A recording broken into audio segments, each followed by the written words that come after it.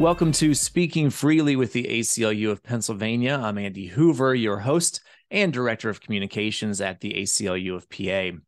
Pennsylvania's 2023 primary election is right around the corner on May 16th, and with the delivery of mail and absentee ballots, voting is already underway.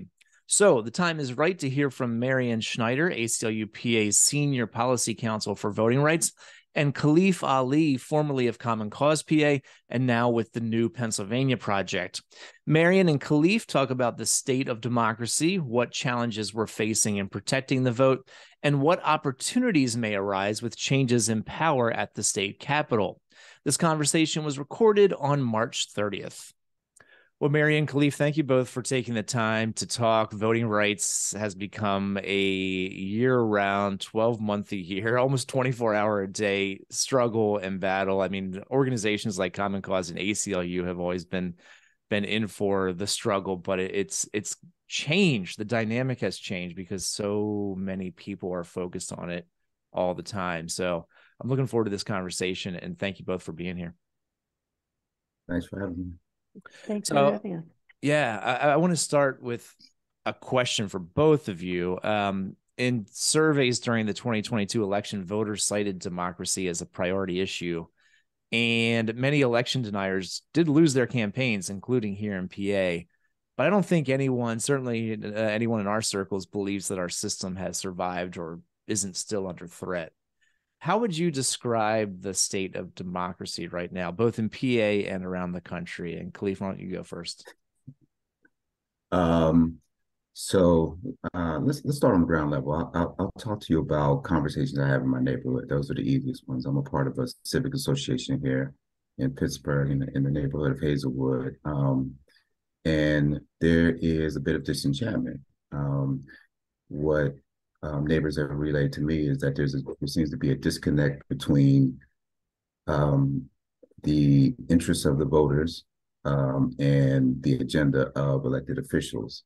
There doesn't seem to be a mesh there. So when there isn't a mesh there, or people start to see that a lot of the decisions that elected officials make are inconsistent with the values of democracy, then people start to withdraw from that system. There's low confidence in democracy. But what I try to reassure them is that it's not the system, it's the way the decisions are being made within the system that may be causing some concern or lack of integrity or whatever, however we choose to frame it. But on the ground level here, I won't even talk about nationally. On the ground level, there is a lack of confidence, and it's very tough to encourage people to continue to participate in a system that they're not seeing much from that represents their interests.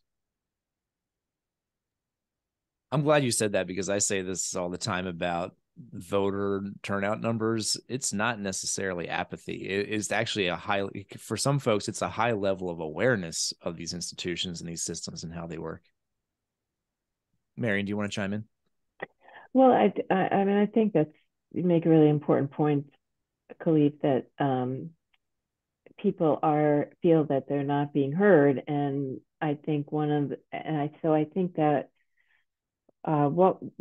when we look back at the 2022 election, some of the reasons for that are this just pervasive disinformation about our institutions. And so, I mean, I do think we need to talk about that. And so on the good news side of the front, even though there are people who feel disenchanted, at the end of the day in Pennsylvania, voters rejected the election deniers. They rejected the people who would destroy what democracy we do have here in the United States. So I think that's a good thing. But by the same token, there are still people in positions of power that are promoting these false narratives. Like, for example, the senator who was the chair of an obscure committee in the Senate in Pennsylvania last year, who tried to subpoena information to revisit the 2020 election, is now the senator in charge of the state government committee, which directly oversees elections. And that's not a terrifically good thing. And that's going to be a huge stumbling block to passing electoral reforms that might try to engage the people who feel disenchanted. The other thing that's a little concerning is the judiciary, and I know we're going to talk about that later, but I just want to point out we elect judges in Pennsylvania. We have a very important Supreme Court race this year.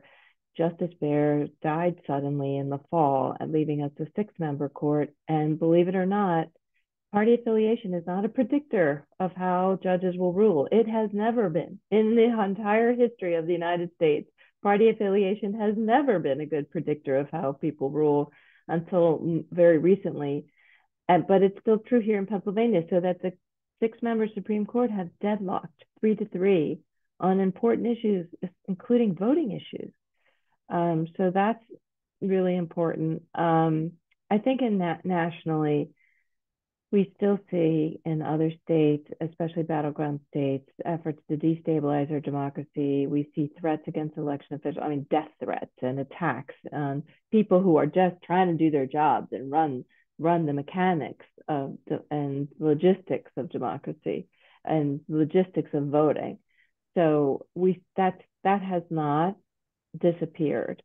But I think that nationally, by and large, the people that would destabilize our institutions did not win elections. But that doesn't mean we still don't have to be vigilant in the future. Khalif, I want to ask you a bit about the work of Common Cause PA. How does Common Cause define a voter-centered agenda? What are your priority issues right now in voting rights? Well, number one is defending the reforms of Act 77 to ensure they're in place and used as a foundation and not as a ceiling for voting and elections reform here in Pennsylvania. So, we're a little behind in Pennsylvania. A lot of the reforms that we have and that we're celebrating are reforms that have been in place in many states for decades. Voting by mail, no excuse voting those are really commonplace. So we're at a low level of reform in terms of voting and election, and we hope to build upon what we've seen in Act 77. The second part of that is we have an election protection program that really is all about ensuring that people feel comfortable, feel safe, and are knowledgeable about what it takes to vote in Pennsylvania, regardless of what county you live in. And we want to be able to continue to create access and opportunity for people to vote in this state. We want to remove barriers, perceived or otherwise. Marian mentioned disinformation. We want to be able to remove those barriers in a way that allow people feel comfortable going to their poll station and voting on a regular basis. So I would say the two main things are building on Act 77, continuing to expand access and opportunity for voters throughout the state of Pennsylvania, while also taking the observations from our election protection program and using those as an agenda for 2023 and beyond. That public policy agenda, I should say. And we should talk just briefly a little bit of the details about Act 77. We're talking about vote by mail. We're talking about some of the changes in deadlines, particularly the voter registration deadline, which went from 4 weeks to 2 weeks before Election Day. I thought it was interesting there that you said building on Act 77, which is in addition to protecting what's already there right. In the bill, right? Right. We have a antiquated election code. It hasn't been voted on prior to Act 77 since I think the 1930s. And so and it shows, I think, in the way that the infrastructure for voting and elections occurs in the counties. I think there's two things that need to take place with that. As we're continuing to expand access and opportunity, we're supporting the bolstering of the infrastructure in the counties in terms of the county election administration. So we're taking our time. We're working with the counties to ensure we're not putting too much on their plate that the current infrastructure can handle. And we're going about it in a very methodical way, I think. And it's going to end up, and I think it'll be highly successful if we continue to do it this way. Marian, you've worked in the executive branch as a deputy secretary in the Department of State. We have a new governor in Josh Shapiro. He's nominated Al Schmidt, a Republican from Philadelphia, as Secretary of State. What's your advice for the new administration? What do you want to see them prioritize on elections administration? And do you have any concerns? Well, it's a good question. Is that a loaded question? That last one is a loaded question, maybe. Maybe. So the first thing is they really need to engage with stakeholders, and there was an infrastructure set up certainly while I was at the department, and then later with the subsequent secretaries. And I want to make sure that they have to continue to engage with groups like ACLU and Common Cause and all of our allies that are in direct contact with voters, because we know they'll have enormous contact with the counties, they'll have contact with the County Commissioners Association, but they need to get the perspective of people who are dealing with voters on a day-to-day basis, like in our role. So that's a lot different. So that's the first piece of advice. The second, there's a couple other things that I would say. One is they do need to be a resource for county election administration and for the public, and they should be reviewing their guidance, issuing guidance on important topics, but doing it in a clear way and not at the last minute. It's intentional in our statutes, in our law, that the Department of State, it doesn't have direct oversight of the operations of elections, but they do have authority over two really big important things. One is the voter registration database, and they are overhauling that. That was originally developed in 2006, and it hasn't had a major overhaul since then. And I will say it's been kept up to date. So the age alone is not any kind of predictor of failure, but it does need more improved functionality. And they were in the process of doing that, and it's really unclear of where they stand on that. So that's a priority, and also being transparent about it. And then the second thing is voting systems. That's their other area where they have specific authority. So, and I would also like them to take a more proactive role in voter education and voter outreach. And then the legislature should give them money to do that, and give the counties money to do that. So, but do I have any concerns? I mean, there's always a concern with a change in administrations. Commissioner Schmidt, former acting Secretary Schmidt, has a history. I mean, he's been in the election space since 2012. So he's got good pros and cons and how he has dealt with elections and voters. And he did stand up to the Trump bullies. Great. Okay. So let's see a broad vision from the governor. Let's see a broad vision from the Department of State to make voting easier and more accessible for all Pennsylvanians. That's what I'd like to see from them. So, Khalif, Marian mentioned funding from the legislature, which is a nice segue to what I want to ask you about. The new governor isn't the only change in Harrisburg. The Republicans held their majority in the state Senate. The Democrats took back the majority in the state House for the first time in more than a decade, a one-seat majority at that.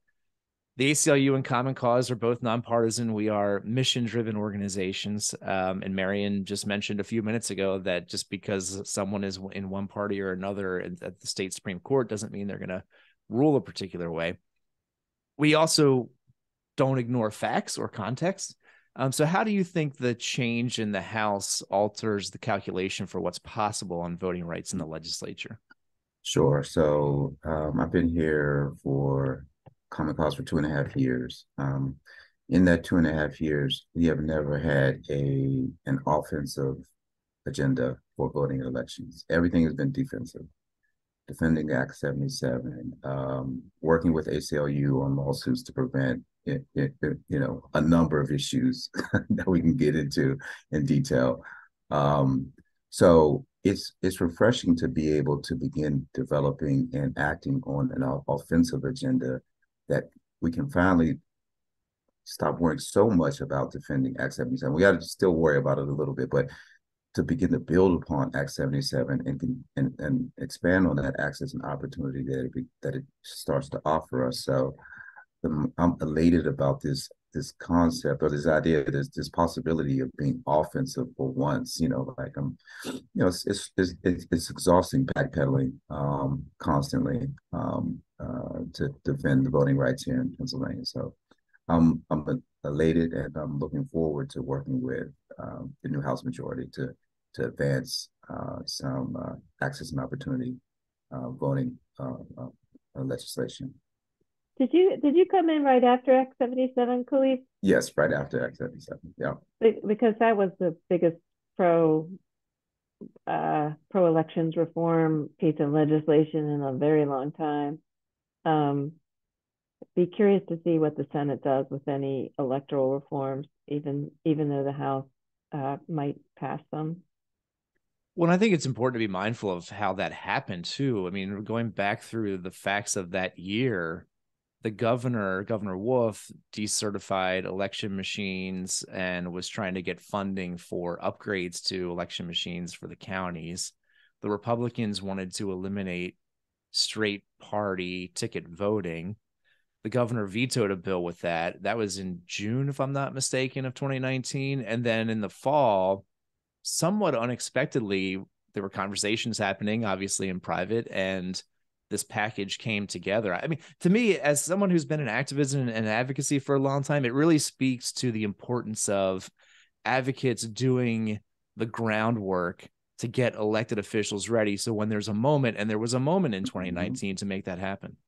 Well, let me just say this, because I was not at the ACLU at the time, but spent 18 months working on that funding piece of the bill. And I think the bill that in June that was vetoed was just the funding and just the elimination of straight ticket voting. And then Correct. I think over the course of the summer, the administration said, look, you want to eliminate straight ticket voting, then we're going to have to have this, and we're going to have to have this, and we're going to have to have this. And they got it. And but everybody was on board with the funding. Like, there was not any issue with the funding. But I do believe that a significant proportion of Democrats voted against Act 77 because of the elimination of straight ticket voting, not because they didn't support the other aspects of the bill. But you're right, Andy, that it was a moment, and unfortunately, I don't know if that moment exists anymore to do something in that bipartisan way. Well, you never know how the sausage gets made. Right. I've been trying to go ahead, Khalif.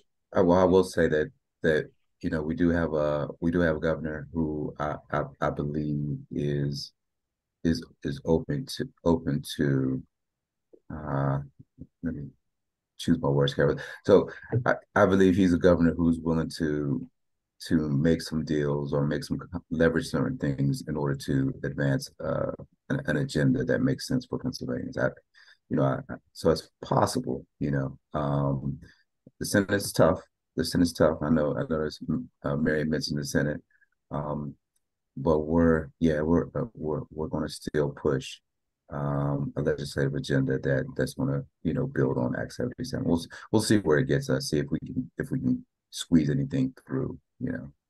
Well, and when those compromises are made, that deal making happens, then we as advocates have to make decisions and choices about what we'll accept and what we won't accept. For the ACLU supported that legislation that became Act 77 because we just felt like straight ticket voting wasn't going to diminish or restrict people's abilities to vote. And frankly, I think at the time, Pennsylvania was only one of 8 states that even still had it.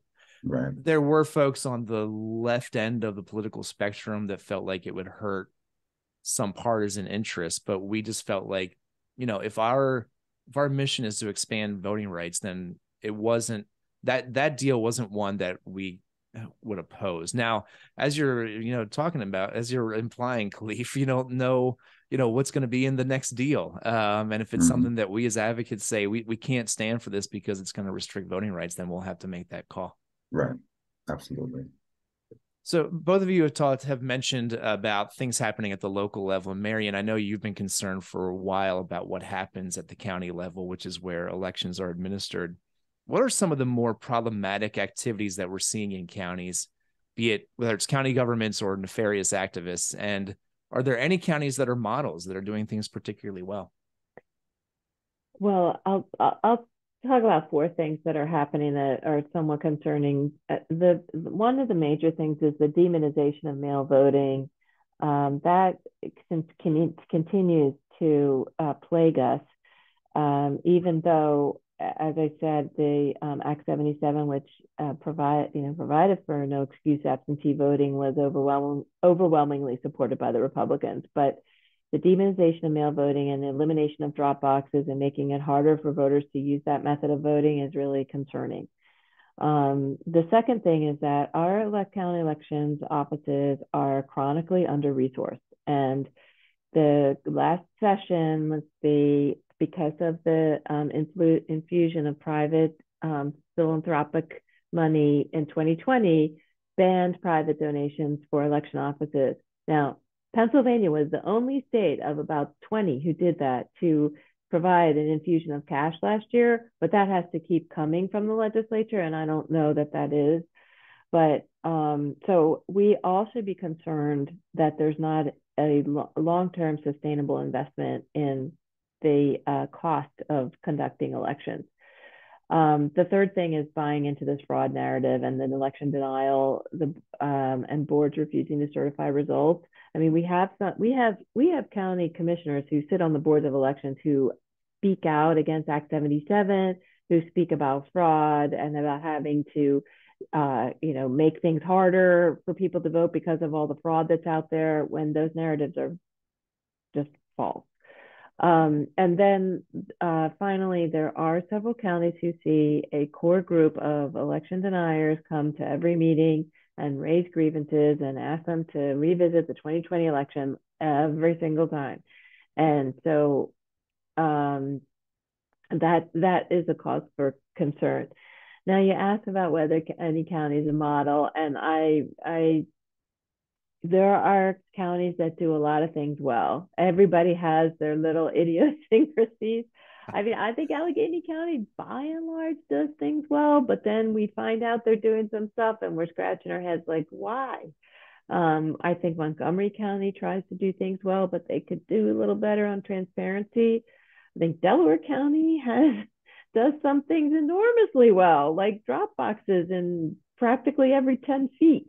But then there's other stuff that they're not so great on. So it's really a mixed bag, and that the reason for that, and it's not necessarily a bad thing, but we have a decentralized system here in Pennsylvania. The counties run elections.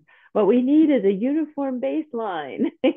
Everybody does a uniform baseline where nobody's disenfranchised. And then if some other counties want to go above and beyond that floor, great, but don't drop below the floor. So, and then who else? I mean, I'm sure, and I don't want to insult any county by not shouting them out. I think my home county, Chester County, does a great job too. In a lot of ways, there's some things that they don't do so well, but if we had the menu of election administration, there would be some counties do a really good job at in-person voting, and they have enough clerks, and the clerks show up and there aren't any lines. And then there's other counties that struggle with that. So, and like I've already mentioned some of the other things, but it's hard is there one county that does everything well? Probably not. Well, and that decentralized system is the reason why we need election protection. And that's Khalif, I want to ask you about that. ACLU-PA, Common Cause PA, a whole host of organizations are involved in this work that we call election protection. Can you tell us a little bit about that? This is the work that is often below the radar, but it plays a critical role in defending elections. Absolutely. So it's a great program. I think everything that I echo every sentiment that Marian made, and we have 67 counties. Like Marian said, all of them do some good, and all of them need some improvement.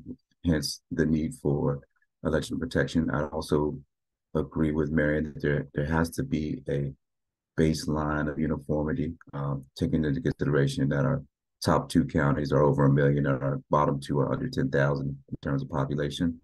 Um, so with regard to the election protection, though, it's been around since before I was here. It's 2016. Coalition of Diverse Partners. It's been upwards of 50 organizations and individuals that represent advocacy, legal, and voter contact organizations. We have technical experts. We have community leaders that advocate for pro-voter legislation and policies. It's convened by us, Common Cause, PA, and ACLU, Lawyers Committee for Civil Rights, and PA Voices involved as well. And we work to ensure all voters have a positive experience at the polls, regardless of their political affiliation. We recruit, we train, we deploy hundreds of poll monitors, hotline volunteers, again, to make sure the voting experience is one that's safe, is comfortable, and I would say it even needs to be pleasant when you walk there. And so we use that. We take all of the calls that we get in terms of people who are reporting something, they don't understand. They need their ballot secured. Someone is electioneering, intimidation, anything like. We take all those calls, we record them, we try to address them. And we're currently drafting an election protection report that's a combination of everything that we've learned from this most recent general election. It's going to be a heavy document. It's going to be pretty heavy. Jill Green, my colleague, is putting a lot of good information in there. But we learned a lot. I think I was actually pretty pleasantly surprised by the low level of calls that we've received in this previous election. There were some disturbing specifics that occurred that we'll hold for now. But if anything, we had a tremendous amount of participation from volunteers throughout the state. We want to build upon that for the next election. And we want to use what we learned and observed to make a better program in 2024. I just want to say that's really interesting, Khalif, about maybe that the call volume dropped, but the dynamic is changing now in Pennsylvania with no excuse mail voting. I mean, during the pandemic, we saw an enormous embracing of mail voting. And so that's going to reduce the number of problems on election day if people have already voted. And even in I think the number is 1.5 million mail ballots in the 2022 general election, which is a significant percentage. So what we might have seen fewer calls on election day, but we saw a lot of calls like the 2 weeks before election day with people with questions on their mail ballots, like, where's my mail ballot? What should I do? It didn't come. My wife don't know. Yeah. But it's, Common Cause did a tremendous job with getting the field program fully staffed and deployed this past year. It was awesome. And let me mention something too. I had an opportunity to drive across the state and drop off election protection material, T-shirts, signs, and lanyards, and it was amazing for me because I got to talk to a number of volunteers from various areas of the state: North Central, Northeast, South Central, Southeast. I went all over the place. It took me, I think, 2 days. It was like a 2-day trip. But in talking to people throughout the state, although there may be some diminishing confidence in democracy, there is not a diminishing. There's no diminishment in terms of people's willingness to fight for democracy, and it showed in a number of volunteers that came out, did the training, and showed up at the polls. So I was very encouraged by what I saw, and I'm looking forward to the next iteration. And I should note, we're talking about election protection. Anybody who's watching this on video, right over Marian's shoulder is a poster with the election protection hotline, 866-OUR-VOTE, which is administered by the Lawyers Committee. And that's the number to call or text when people have voting issues. And that's ACLU, Common Cause, Lawyers Committee, our partners are all monitoring that line for complaints. So, Marian, I want to ask you about the courts, and I'm looking at the way I wrote this question. I'm wondering if I'm a little too cynical. So, if I'm too cynical, you can bat me down here. But ACLU-PA was involved in more than 20 lawsuits before, during, and after the 2020 election. In fact, Common Cause was our client in quite a few of those cases. At the moment, we have at least 3 ongoing lawsuits on voting rights, and we won most of those lawsuits. But can you describe the role of the courts in defending democracy? A lot of people, particularly in civil rights circles, have lost faith in the courts, including the U.S. Supreme Court. Are they right to be jaded about the current state of the courts? Well, I do think that the appointments to the U.S. Supreme Court during the Trump administration are troubling, and I feel like the U.S. Supreme Court has taken a partisan turn. And I think that probably happened in the 2000 election, Bush v. Gore, so I think that the U.S. Supreme Court, and given what they did with the Roe v. Wade decision, I think people are probably rightly concerned about that. But they're not the only court. And in fact, most election matters, unless they come under federal statutes, really are decided in state courts. So that's why our Pennsylvania Supreme Court election this year is so important, because they eventually end up there. And in fact, the way our courts work in Pennsylvania, a lot of election matters start at a hybrid intermediate court called the Commonwealth Court, and then automatically go up to the Supreme Court. So they hear our Supreme Court has a pretty big elections docket, because the appeals are as of right, meaning they can't turn them away. There's a couple of times where they have discretion, but I think that we have to have faith in the judiciary, because they are. And I'll say a couple of things.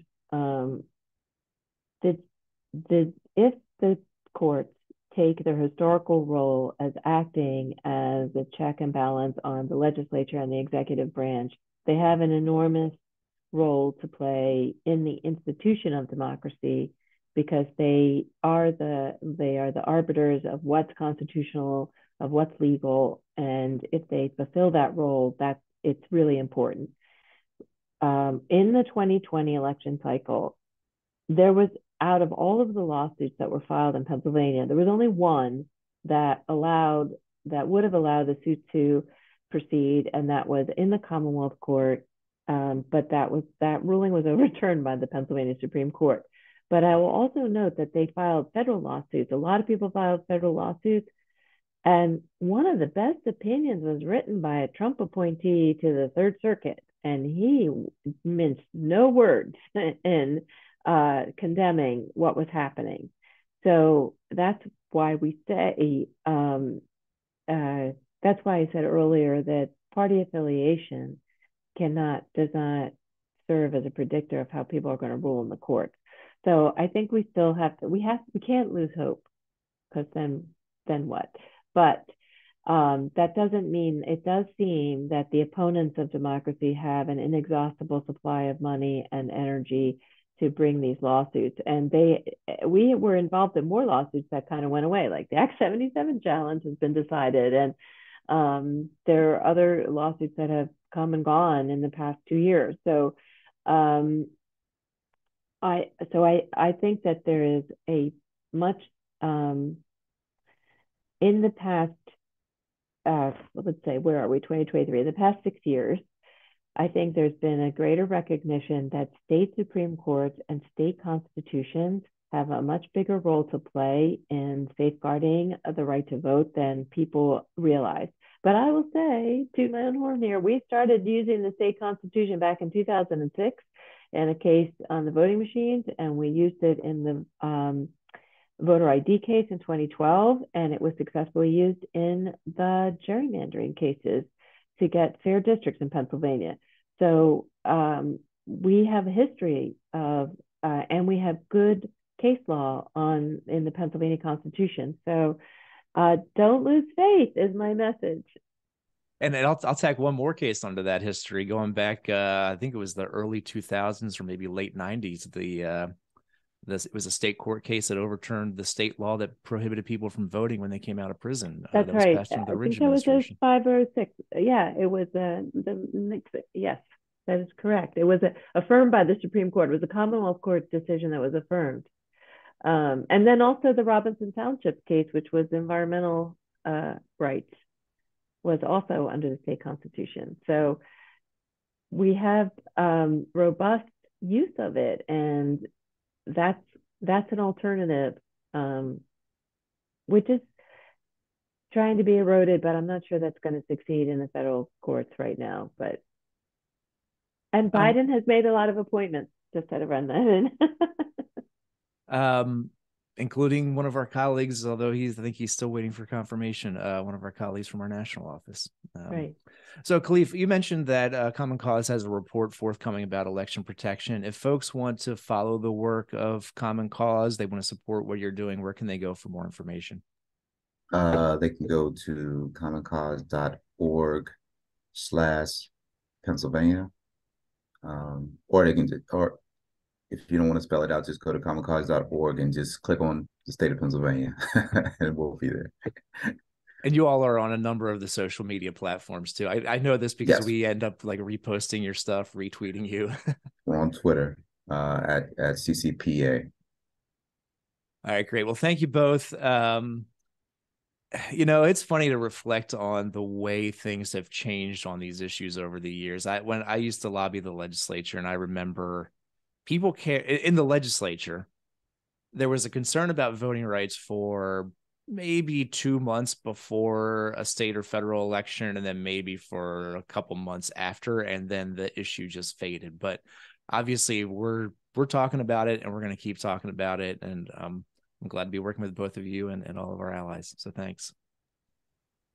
All right. Thanks, Andy. Thanks, Andy. Khalif. That's Marian Schneider of ACLU-PA and Khalif Ali, formerly of Common Cause PA and now with the New Pennsylvania Project. Learn more about Common Cause PA at commoncause.org/Pennsylvania and the New Pennsylvania Project at newpaproject.org. As you prepare to vote in this month's primary, be sure to visit aclupa.org/vote to learn more about your voting rights. And if you have trouble voting or have a question, call or text 866-OUR-VOTE. That's the Nonpartisan Election Protection Hotline. That number again, 866-OUR-VOTE, 866-687-8683. That brings episode 80 to a close. The editor of Speaking Freely is Natalie Montero. Our opening theme is by Moody Finn, and our closing theme is by Elliot. Both are courtesy of bensound.com. The acting executive director of the ACLU of Pennsylvania is Claire Landau. I'm Andy Hoover, the host, writer, and director of this podcast. Until next time, be free.